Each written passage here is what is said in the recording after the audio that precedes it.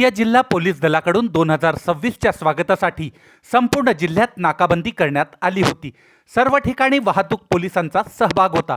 19 मद्यपी वाहन चालकांवर कारवाई करण्यात आली। तसेच वाहतुकीचे नियम मोडणाऱ्या 232 वाहन चालकांवर कारवाई करण्यात आली। एकूण 1,66,000 रुपयाचा दंड देखील आकारण्यात आला।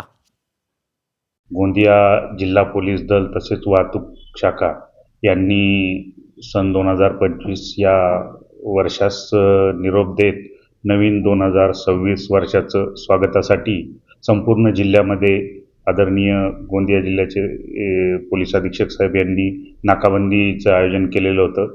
सर्व पोलीस स्टेशनच्या हद्दीमध्ये नाकाबंदीचं आयोजन केलं होतं। त्यामध्ये प्रत्येक नाकाबंदीमध्ये वाहतूक पोलिसांचा सहभाग होता आणि त्याप्रमाणे नाकाबंदी दरम्यान सर्व वाहनांची तपासणी करून मद्यपी वाहन चालकांवर एकूण 19 वाहन चालकांवर आपण केसेस दाखल केलेल्या आहेत।